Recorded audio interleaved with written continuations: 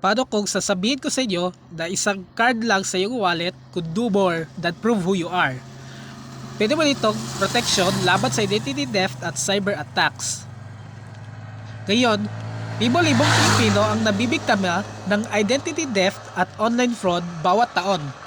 Mula sa mga phishing scams hanggang sa mga nahack na accounts, umaabot sa bilong piso na ang nawawala sa mga negosyo at ordinaryong mamamayan.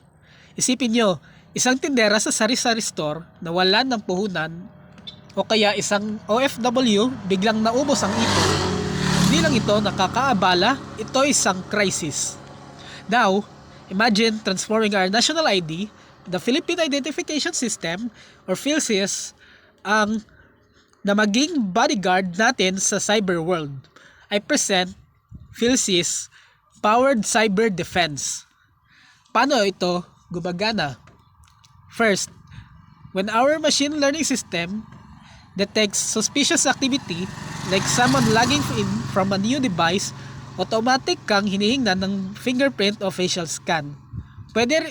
Pwedeng gawin sa ePhil ID mobile app o sa pinakamalapit na PhilSys kiosk. Mabilis, secure, walang hassle. So, pangalawa, real-time dark web monitoring.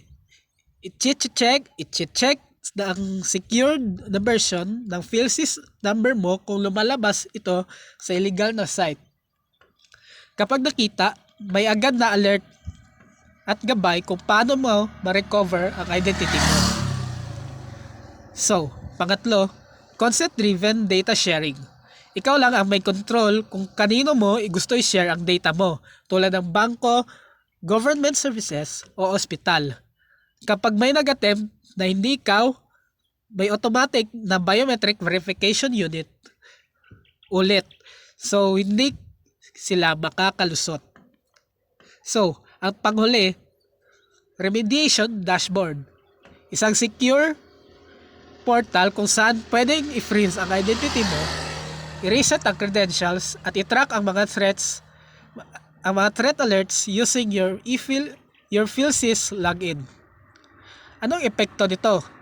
Protektado ang bawat Pilipino sa identity fraud, bawas problema sa mga negosyo at ahensya, mas pinagtitiwalaan ang digital government services at lumalakas ang ating digital economy.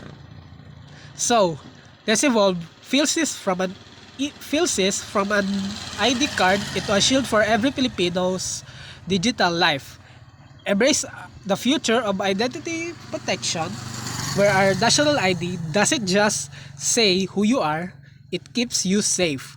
So join us in building a cyber-resilient Philippines one finger at a time. Thank you.